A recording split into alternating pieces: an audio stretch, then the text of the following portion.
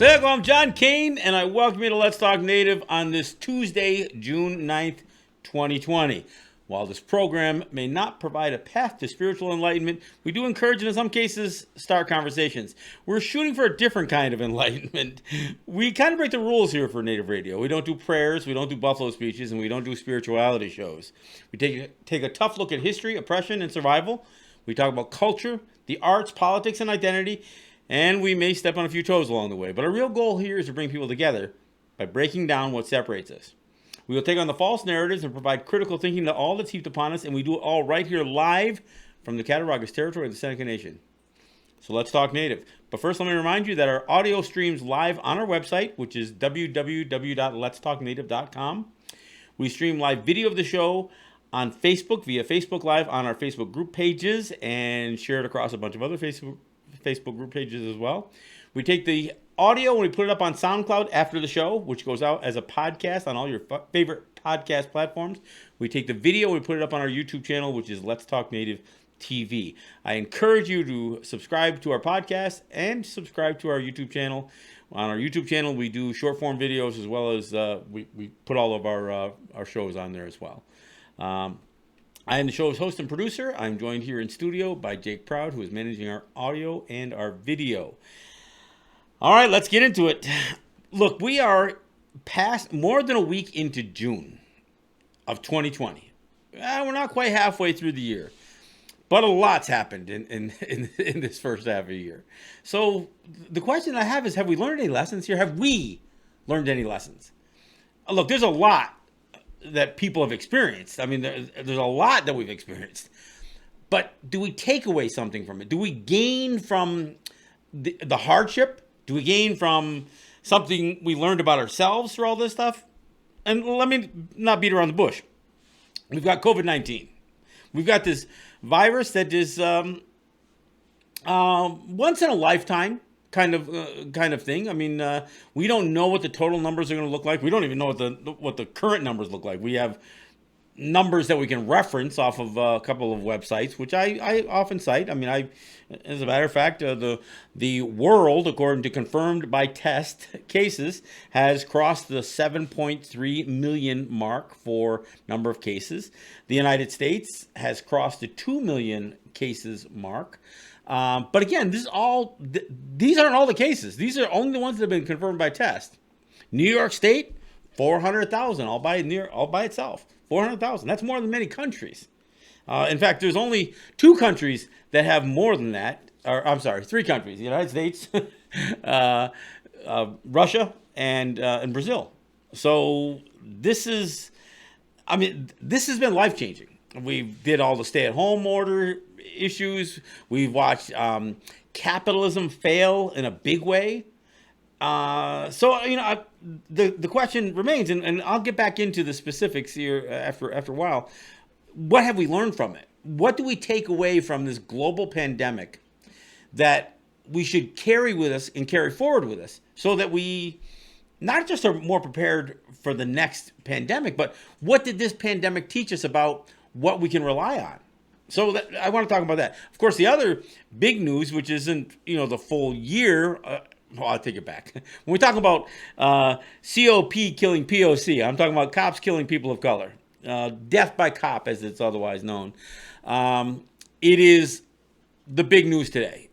We still have protests and riots and clashes between, people who are demanding justice, people who are protesting police violence, and violent police attacking them, as a response. So that's what we've been seeing. But, George Floyd may have been killed by the Minneapolis police a little over a week ago, but this has been going on year after year after year after year. And of course, when I get into the lessons learned here, I want to talk about where do we fit in that? I mean, we know statistically Native people are killed at a higher rate by cops than any other group of people. The only age demographics that we aren't the highest as far as a rate goes, as a percentage of our population, is the 16 to 22 age group. And there, young black men, pass us in the number in death by cop. So we know that statistically we are on the high end of the scale, but our numbers are small. We live in remote areas, many of us. I mean, look, Native people are killed in cities too. But again, we're a much smaller population, so we don't get the fanfare. We don't have, a whole bunch of, TV personalities, you know, throwing their attention our way. We don't have, Floyd, Money Mayweather buying us gold caskets when we die. We don't have that stuff. And I'm not begrudging that stuff. I'm just saying that we exist at a whole different level. We are the least significant in terms of dollar, or in terms of, numbers, in terms of our affluence, in terms of our location, least significant population in the United States. Now, I'm not calling us U.S. citizens. That's for each individual native to decide.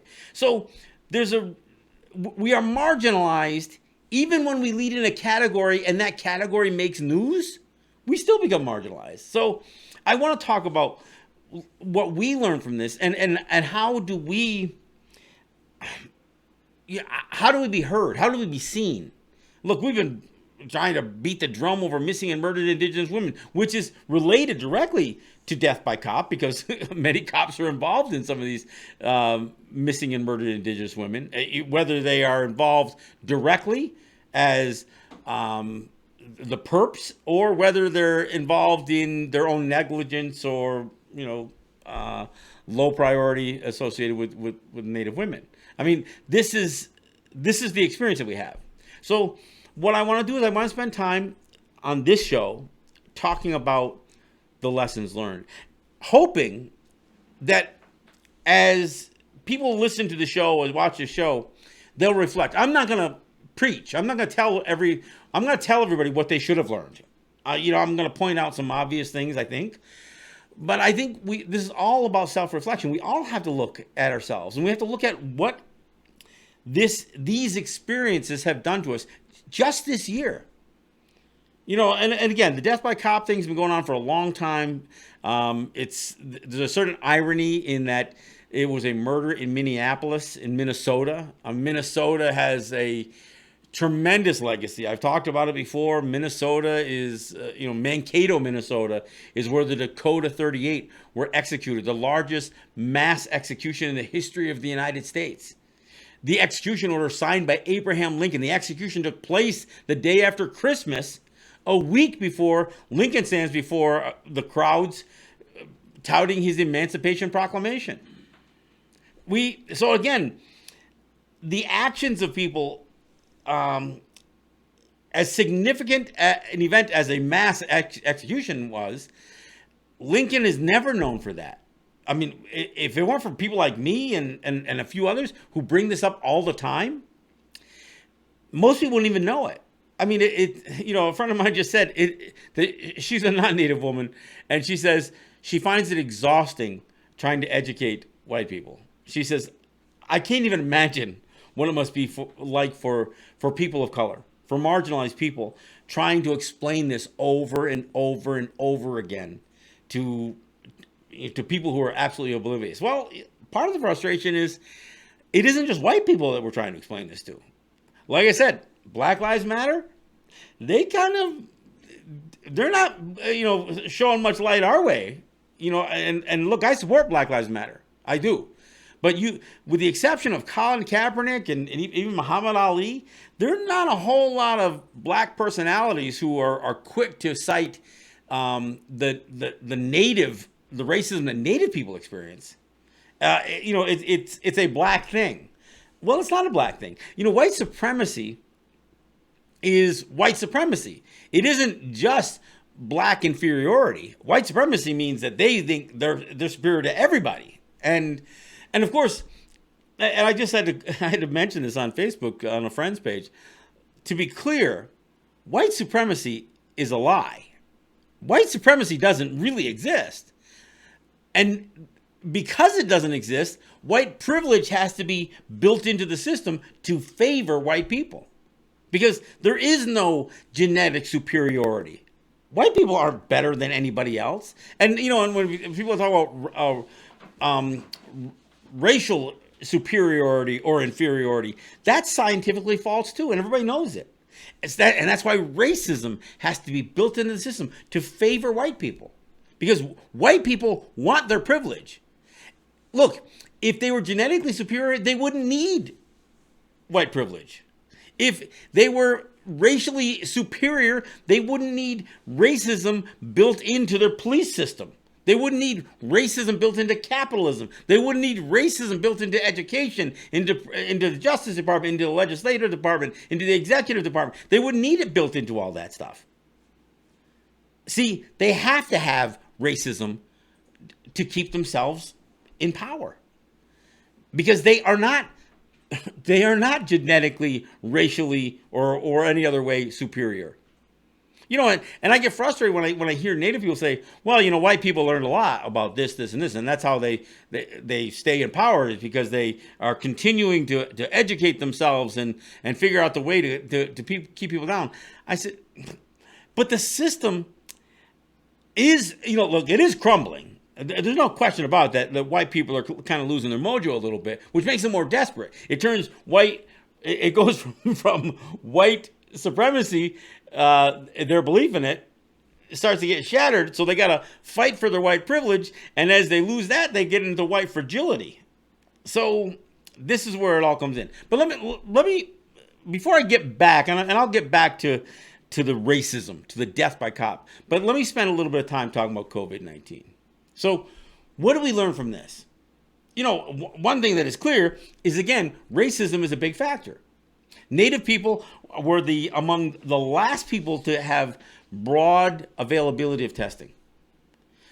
The group of people that have the highest percentage of infection are that have been distinguished or separated out are the Navajo. Navajo have a higher rate than New York.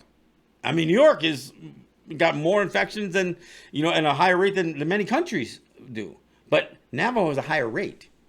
In fact, Navajo territory has more infected cases, and again, confirmed by tests, than 12 of the United States. 12. I mean, they have more. So Navajo territory, one native territory, albeit a big one, and one of the larger ones in terms of population too, but they still don't have as many people in the state as the whole state of New Hampshire. And if they have more than that, they have more cases than New Hampshire does. They have more cases than South Dakota does. So Navajo territory has a tremendously high rate of infection. So how did that happen? Well, church again. And church played a role. In spite of the history of biological warfare used against Native people intentionally, we also have just the whole neglect and willful neglect that just allowed our people to die. And the churches played a role. The churches played a role in disease blankets. Lord Jeffrey Amherst of Great Britain, of the UK, suggested that they be handed out. They used disease and the Bible hand in hand. They said, well, it's because you're pagan, it's because you're a sinner, that's why you're sick. If you pray, and they used the illness to promote the religion. So there's always a connection between disease and religion. Residential schools were run by churches, and their tuberculosis and other diseases were allowed to run rampant through schools. Why? Because they didn't care if the kids died. In fact, it wasn't even just a question of the kids dying because of neglect. The kids were dying of abuse at the hands of the church. But again, when we look at disease, what you would think history would have taught us more. But so how does Navajo get this massive rash of infections? Well, started with a church gathering. In fact, they're calling these kinds of church events, whether it's choirs or these church gatherings, they're calling super spreader events. They're calling group worship the basis for super spreading of the disease. And there you have it. That's how Navajo gets to start. Of course, you also have poverty, lack of water, lack of running water. You have food deserts. You've got medicine deserts. You've got all kinds of problems existing, not just in Navajo territory, but others. But so we know that as a native people, and Navajo is a good example of what many native territories have faced. But and it's getting a little bit of media attention, and I say a little bit. I mean, it's been covered, but it's funny. Every time I hear a conversation about why black people are dying at a higher rate, why Native people are, Navajo territory is experiencing this, and they try to do a rationale. They try to create, some sort of rationale for why this happened, and they never will come right out and say, "Well, it's racism," and it is. There's no question that the systemic racism that exists in the United States, which have created policies that create poverty amongst people of color, amongst marginalized people. And there's no question about that. But we as Native people, we've also, even as we've tried to carve out economies and we've tried to participate in their capitalist system, we saw that fail. It didn't just fail them, it failed us. So I asked the question, what are the lessons learned? What did COVID-19 teach us about capitalism? Well, it should have taught everybody, but as Native people everybody knows that I advocate free and independent existence. Now, I'm not saying that we are free, and I'm not saying that we're independent. I'm saying that we have the right to be. But in order to have the right, you have to have the responsibility to make that happen. And we're so dependent on the capitalist system. So as it fails, do we walk away from this experience knowing something, learning something, educated? Look, even our gaming enterprises. I mean, you look around Indian country, and from a private sector standpoint, speaking as Haudenosaunee, gas and cigarettes have been the big private sector, boon for us when it comes to economic development, commerce. We've got smoke shops, we've got gas stations, and that's what the private sector, and of course, nation enterprises have gotten involved in this as well. But as a means of public finance, gaming has been the big issue. Well, you know what? Gaming got their ass kicked over COVID-19. I mean, Seneca Nation, all native gaming, they shut down. They shut right down. They actually cut off their spigot of public finance. Now they're gonna try to open back up, and they're gonna stage their opening. They're gonna limit the number of people that come in. I don't know how they're gonna make money. I mean, and I say this because I look at what non-native gaming, a state licensed casino closest to the Seneca Nation called Del Lago, they haven't made enough money. Before COVID-19, they were making enough money to pay their debt service. So if they, or if the Seneca Nation or the Oneidas or anybody else have to open up and only allow 30% capacity in terms of people coming in, so they're going to cut the revenue by 70%, and yet they're still going to have to hire and have everything functional. I'm not saying their expenses are going to be 100% of what they were, but we damn sure know the revenue isn't going to be. So I don't know how they do. So what do we learn from this? I mean, what does it teach us about dependency on gaming? What does it teach us about dependency on a single source of revenue for public finance? I mean, look, we don't tax, and most native territories don't, and it's not because we can't. It's just not something that is conducive to. It's not fair, and it's not the idea of taking away somebody's wealth or their money, their currency that they get paid for when they sell their labor, just doesn't sound right. I mean, even the idea of taxing a purchase. So if you're going to buy something, or when you buy something, you got to pay some of it to the state or the federal government. I mean, that doesn't make sense to us. So that's not the way we create public finance. We do it different. But if we end up having a tail wagging the dog scenario, which is exactly what we had when we went all in with gaming, because not only did we grow out our gaming, we grew out our public finance, we grew out our budgets. We started spending more money. Look, I know a lot of the money goes back to the people through annuities or whatever else, which also got impacted by all of this. So what does it teach us? Yeah, and I look, and I'm not giving the answers here. I'm asking the questions because we should come out of this pandemic with a little more of a sense of what is vulnerable. Look, I've talked about it for years. I've talked on the show about the fact that capitalism can fail and will fail. This hasn't even killed the economy. No, it impacted it. Where the economy gets killed is when all of the global commerce and the global economy that is built solely on debt, when that debt gets called in, that's when it all collapses. It hasn't even collapsed yet. And it still may. I mean, look, there's a piper to be paid here. So if you only got through this 3 months because you got Trump checks in the mail, and that's what got you individually through this, wow. What are you going to do if that wasn't there?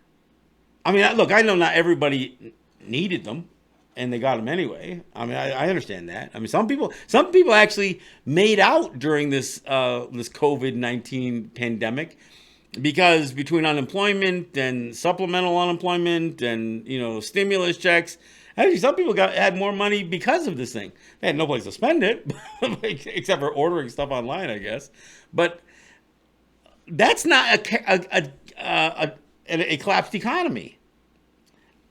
That hasn't happened yet. But at least we got a little insight on what could happen. We found out, what it's like to not be able to pay somebody to cut your hair or to prepare food for you and sit down and put it in front of you, tie a napkin around your neck for you. No, we learned that went away. Yeah, you still order pizza and wings, I guess, if you want to go pick it up. But so, I mean, again, we at some point have to look seriously. And look, it's easy to make light of some of the more comical things that we've grown accustomed to, getting our nails done and our hair done and that kind of stuff. But there was some genuine hardship that got caused by this. And not everybody got their Trump checks. Not everybody got their stimulus checks and collected, unemployment benefits. There are some people who really, really struggled. Didn't know where the next meal was coming from or how they were going to get it. Then when they showed up at the store, they found out that stuff was sold out. So we got at least hints of what happens when economic chaos happens. And that's caused by the global pandemic. That's caused by COVID-19. We haven't even discussed what happens if you got sick and the impact, because most people didn't get COVID-19.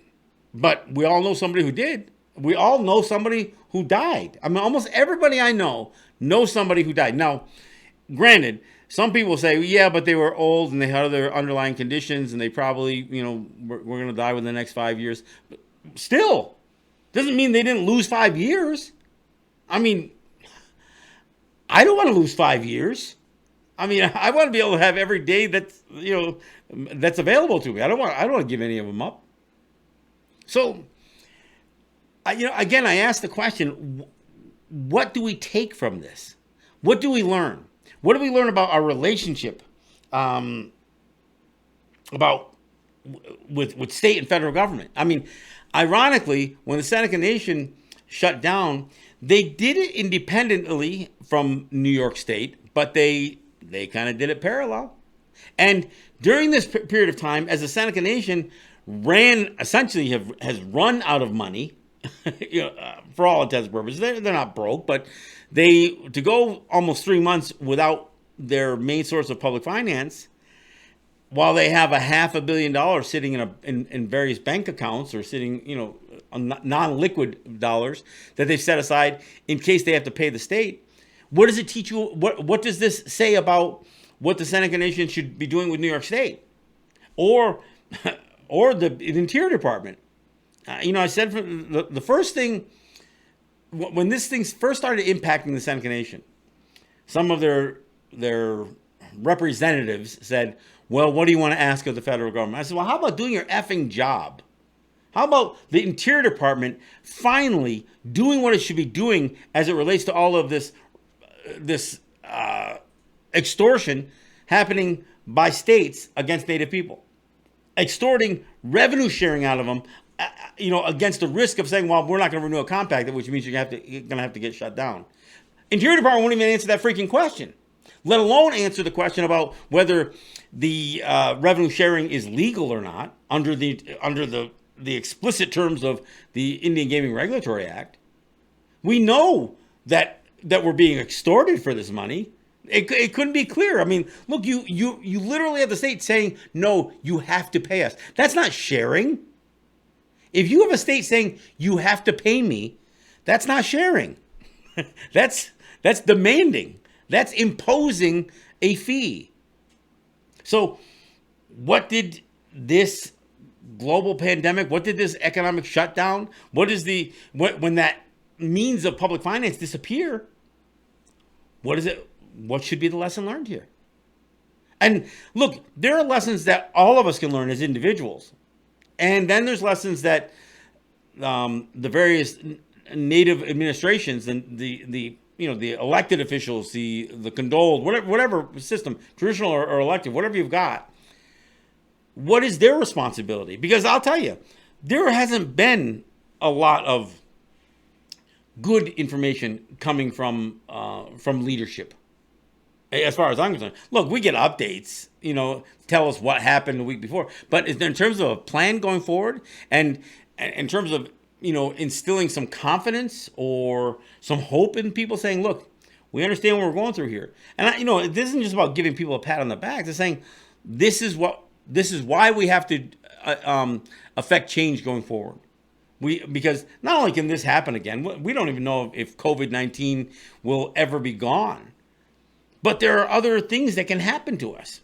And again, as I get into the second half of the show and I start talking about the abuse that can come at the hands of cops, and we've had plenty of it over the years, plenty of it. We should know how aggressive police can be. And I'm going to take a little stroll down memory lane in the second half of the show to talk about the abuse that cops have inflicted upon Native people. Not just the deaths, but the violence. And that's what's played out over the last week and a half now. Even my co-host on my show in New York got knocked on her ass. She said on last Thursday's show, she said, we're doing an event at in the Bronx, and there the cops contained them. They invaded them from both sides. Didn't drive them out. They actually herded them up and started abusing people. Regan wasn't even in that mix. She was on the outskirts, and a cop ran up to her blindside, knocked her on her ass, pepper sprayed her, and a bunch of people got bludgeoned. I mean, this is what happens when cops get enraged, because they aren't there to pursue peace and to serve and protect. They are there, and it's funny, you listen to the politicians say, well, they're establishing or they're maintaining order. No, order. Law and order? No. They are asserting control, dominance. That's what President Trump said. You need to dominate people. And that's what the police have done. All right, we're at the bottom of the hour, so we're going to take a break. And when we come back, I'll talk a little bit more about that. But then I want to move into what's happened with the police violence and what we should be taking away from that as well. This is John Kane. This is Let's Talk Native. We'll be right back.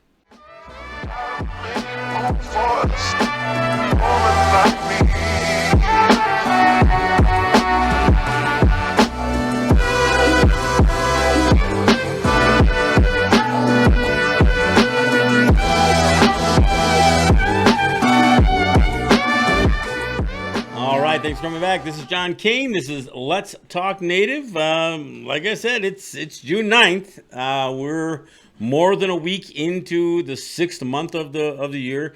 And, I'm asking the question, what have we learned? What have we learned in light of COVID-19? What have we learned in light of massive amounts of police violence? Not just the death by cops that we've been watching time after time after time. Native people, black people, Hispanic people. We've seen it play out over and over and over again.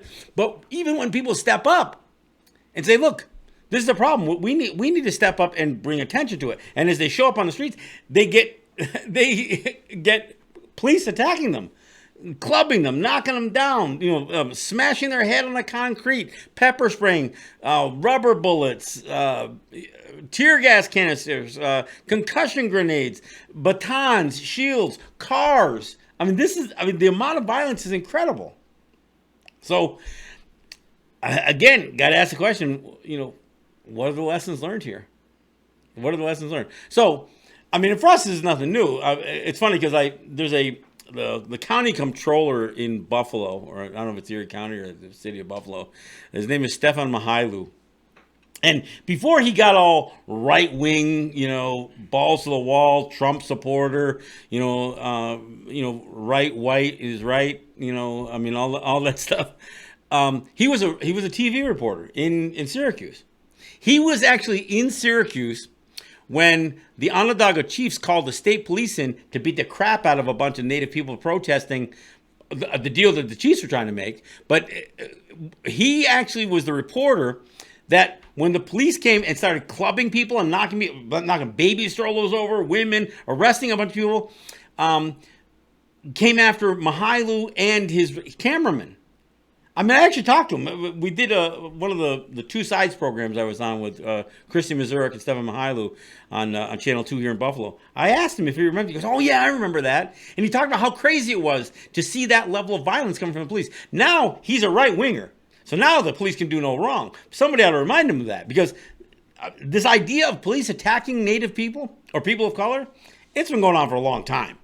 And in fact, when those state police lined up on Interstate 81 to come after all those people who were peacefully gathered on Onondaga territory, right off of Interstate 81, they could hear the state police say, "Let's go kick some Indian ass. Let's go kick some ass." They were hyped. They were all hyped up. They were ready to attack. That's what they were. They got all pumped up to do it, and that's exactly what they did. And look, we saw, as we fought the police here in Western New York and various places over taxes and stuff like that. We've seen this all the time. Of course, what the folks in Standing Rock experienced. What was strange is the amount of violence that the protesters, and it's Native and non-Native that were out at Standing Rock, the amount of violence that they experienced now is so common. Every city in the United States and cities in other countries as well saw these violent police actions.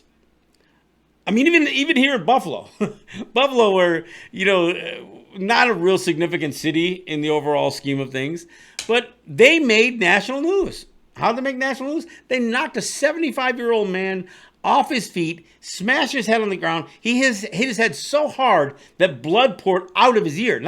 He didn't just cut his head. He had hemorrhaging inside that blood poured out his ear. And the cops just kind of walked by. It didn't even stop to give me. Nobody tried to help him.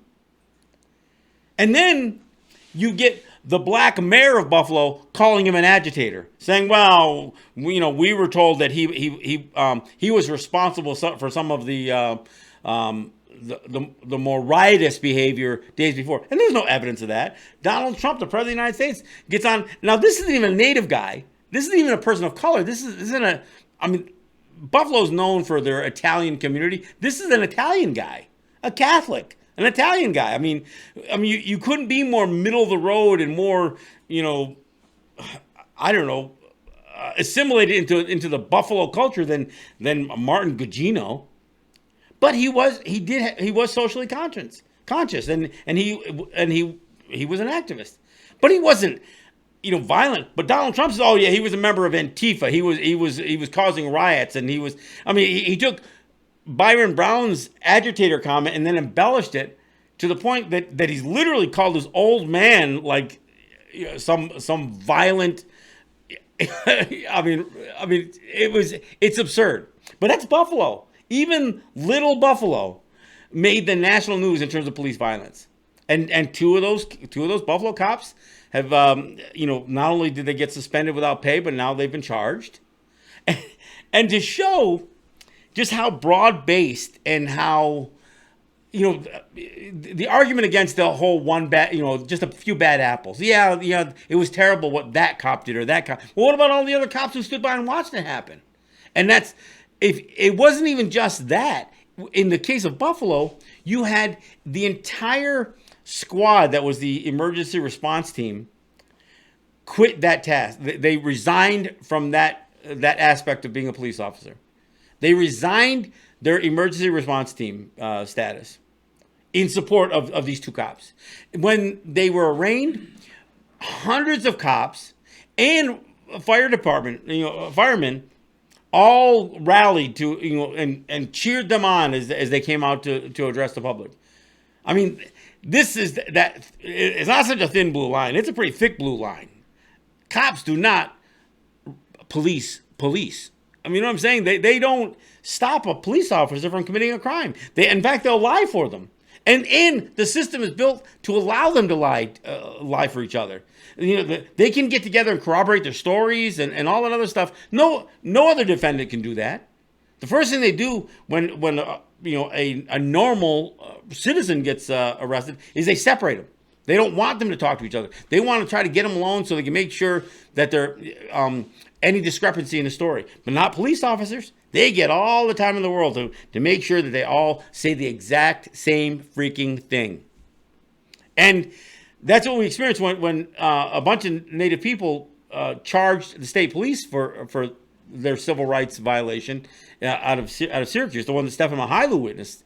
All those cops got together. And of course, they ended up paying off a bunch of people. They offered a settlement, and it was kind of pitiful. And a bunch of people took the settlement money. Others didn't. But we saw that violence firsthand. We saw it as we engaged police over the years over taxes. But in this situation, this was an attack by the state police, called in by the Onondaga Chiefs, I might add. But that's a whole nother issue. That's because even if the Chiefs did call them in, that still doesn't give them the right to beat the hell out of people. And not a single person that was arrested or beaten that day had a charge. They dropped all the charges against them. So they knew that it was all bullshit. So this is what we experienced, right? So now watching what's happened, not just with the death of George Floyd, which is really, look, I get it. They videotaped, and I don't want to downplay the fact that this guy was killed by Minneapolis police. I don't want to downplay that. But Tamir Rice was killed by Cleveland police. Eric Garner was killed by New York police. I mean, we see it over and over and over again. We see missing and murdered Indigenous women where the police are involved in the rape and murder of some of our women. And, we see it over and over again. So I don't know exactly why George Floyd was the straw that broke the camel's back, but it was. And, frankly, maybe there's a correlation with COVID-19 and the fact that people have been, cooped up and maybe part of it is that there was this slim belief that a crisis like COVID-19 would bring people together and would unify people. But it never stops. It doesn't stop racism. In fact, racism started, it was becoming more and more exposed with the numbers and how people of color, Native people, Black people were suffering at a much greater rate than white people. We started seeing it, and again, with some of this police abuse. We have the woman in Central Park, white woman threatening a Black man, and her threat was, I'm going to call the cops and say that you have threatened my life. Because she knows that she can weaponize his race against him. He wasn't doing anything to her. He told her to leash her dog. And she was willing to create a scenario that she knew in her mind could actually kill that guy. She knew that if she said a Black man is threatening my life, that the cops could show up there and kill him. She knew that was a possibility. I mean, was it a fully drawn out plan to kill him? No, but she knew how to weaponize that. Even during COVID-19, we have Ahmaud Arbery, killed by, a father and son team, with connections to the police, in Georgia, and then you have and you have this, you have George Floyd, that is not just killed with a gunshot. is not just threatened, but a slow, premeditated. I mean, this guy kneeled on his neck for almost 9 minutes, 3 of which the guy was unconscious. 3 of those 9 minutes, he was already not breathing, and he still remained on his neck. And 2 cops were there to assist him, and the 3rd cop was there to make sure nobody else interfered, that nobody would protect George Floyd. Nobody. So where does that leave us? Where does it leave us? I mean, I didn't know about it in time, but a group did a small demonstration here at Seneca Territory. They walked from their lacrosse arena to the roundabout down on 5 and 20. But you know what? Why? I mean, look, I'm glad that a statement is made. But we need to address the violence that we've withstood, not only in the past with state police, but if this thing gets ugly between the Seneca Nation and the state of New York over gaming and gaming revenue, and push comes to shove, and Andrew Cuomo decides that he's going to try to shut the Seneca Nation down, we better lay some groundwork that says, look, we're not going to put up with this bullshit from state police. We've done it before. We've experienced that violence from you. We know when you've been willing to spend $30 million, a month to oppress us, and we're not going to let you do it again. So this is the kind of stuff that I think is we've got to think through this stuff. Look, the violence that we have seen at the hands of police throughout our history. I mean, let's be honest here. What the whole function of police was in the first place.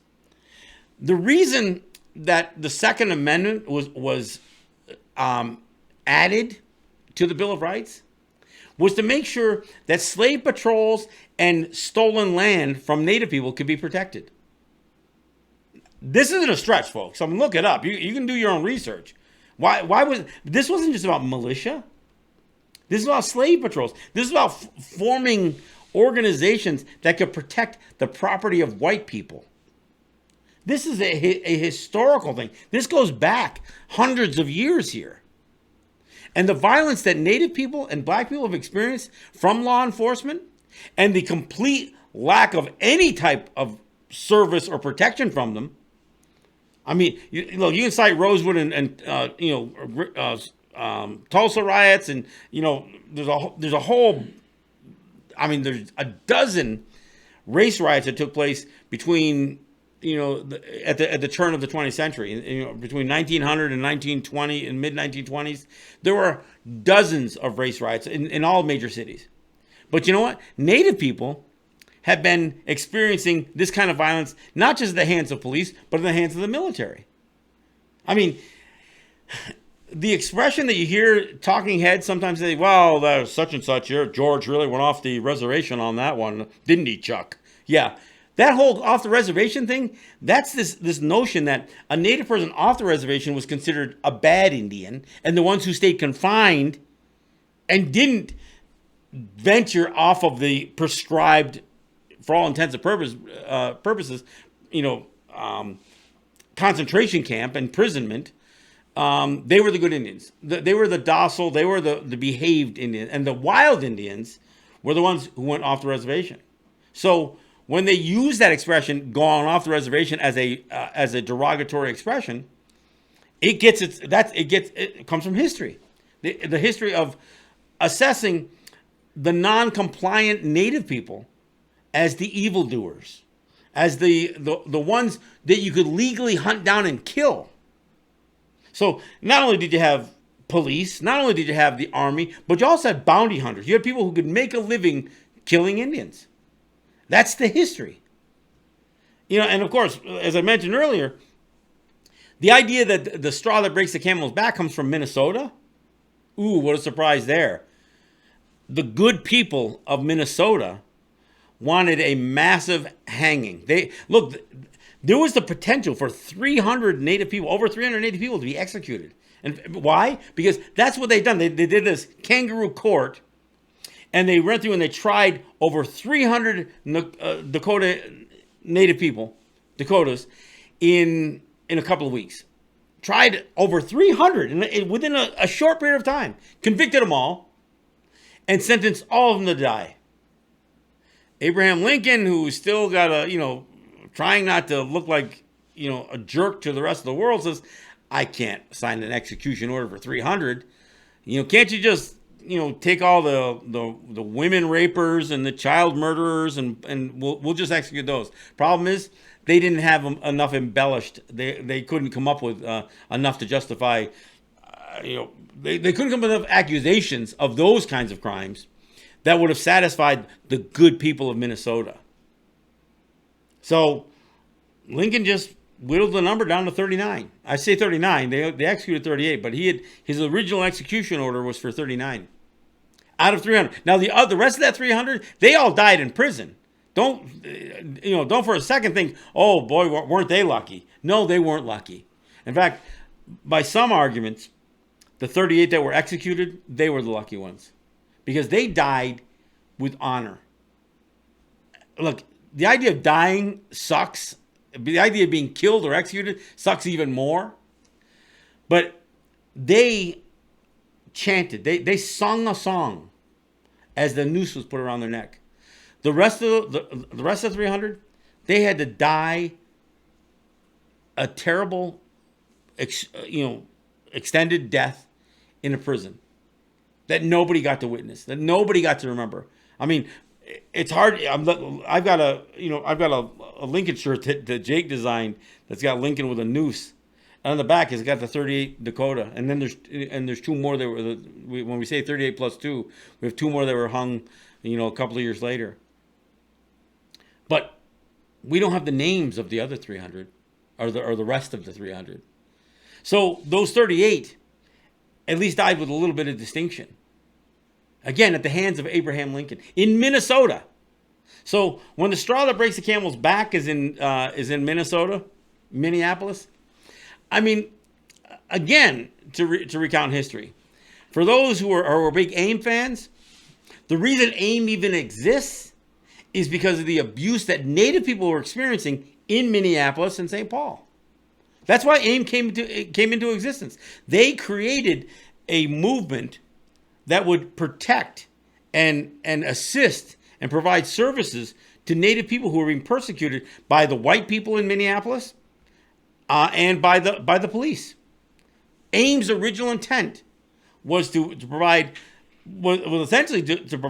services to urbanize Native people. It wasn't until much later that AIM moved on to Native territories and started advocating more along the lines of sovereignty and that kind of stuff. And this isn't a criticism. This is just kind of the history.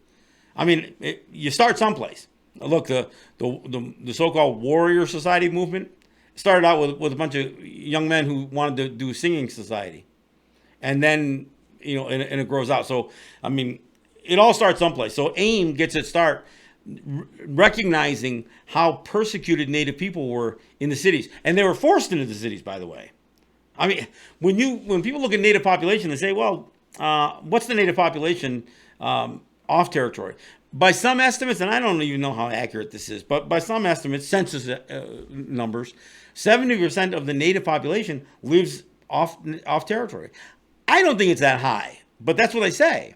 And part of it is, let's face it, the census, which again, another one of those U.S. things that I don't support. Anybody can just say, "Well, I'm a Native American." These self-identified people, the ones who answer the mascot questions and that kind of stuff. Yeah, are they really Native people? I mean, does everybody who lists themselves on a U.S. census as Native Americans, are they really Native people? Do they have connections? I mean, I don't know. But by some estimates, again, census estimates, as many as 70% of the Native population lives off territory. And there was a plan. There was an effort during the Nixon administration. They called it the relocation program. And this was a policy it wasn't just the idea of relocating Native people from a reservation into a city. It was to eliminate our reservations. And in fact, there were congressmen and senators, senator after senator, congressman after congressman said, well, the biggest mistake we ever made was allowing the Native people to carve out some existence on reservations. We should have forced assimilated. So that's what this relocation thing was about, forced assimilation. Now, here's the thing, and I've talked about this on a previous show when I talked about assimilation as genocide. The idea of becoming assimilated doesn't mean that you get to follow the American dream. It means that you get to occupy the space at the bottom of their social structure. The very bottom. And I say the very bottom because, again, I know people are going to say, well, black people have it worse. I don't know that that's true. And I'm not trying to, fight a battle over the bottom spot on the list. But I know the level of poverty and unemployment on native territories for native people it's worse than for black people. In fact, we lead every list you don't want to lead. Suicide, substance abuse, poverty, unemployment, life expectancy, teen pregnancy, dropout, high school dropout, depression, many of these underlying conditions like diabetes. We lead in all those categories. And how is it? How is it possible a people who have lived on this continent, lived on Turtle Island for 130,000 years, how is it that we end up occupying the worst spaces on any of these lists? Well, I'll tell you how. Racism. Racism and policy. Racist policy. Policies administered by the federal government and administered by the states. And there's no... This isn't even a debate. So, but I come back to the question. So what do we learn from this? We know that just making money and finding niches within their systems of capitalism isn't going to get it done. Gaming's still vulnerable. What do they say? Oh, yeah, gaming and alcohol are recession-proof. Bullshit. They're not only not recession-proof, they certainly aren't pandemic-proof. So we know we can't count on it. And I don't mean just because we're going to fight the states or fight the federal government. There's that too. But there's other vulnerabilities. I mean, look, people become impoverished. If the economy collapses, the only people coming into the casinos are going to be the ones that come in to loot it. That's the only ones that are going to be coming in. So we better rethink what that means. So I mean, that's why I'm saying we better understand where we fit with police, where we fit with the non-native public. Look, I said that we're the least significant population in the United States. There are some people, and including some native people, who think our position as mascots is the only thing that makes us relevant. That if you eliminate, as I'm wearing my Caucasian shirt, by the way, and I am not a mascot button on my microphone. Look, and we hear this argument all the time. I mean, in fact, there are organizations that advocate. Well, I think we're trying to guard. We call themselves the guardians, because we want Native people to remain relevant to white people as their mascots. Like that's what's important to us. I mean, if the only relevance I have is that somebody mocks me at a football game, I can do without that. Look, I'd rather be obscure and be out of sight and out of mind. Because if that's what you think our purpose is, we have to assert our distinction. And it's why I get so frustrated with assimilation and the fact that assimilation is genocide. And when I say assimilation, I'm not just attacking people who adopt, religious beliefs. But again, as one of the commenters here said, even as we're fighting the authorities, Native people still enlist at a higher rate than any other group. I'm not saying our total numbers, but as a percentage of our population, the fact that we enlist in the U.S. military so they can oppress other people, or worse yet, can be called in, as the president has been threatening, to use the military to suppress people. I mean, if there was ever a reason not to join the military, Donald Trump is it.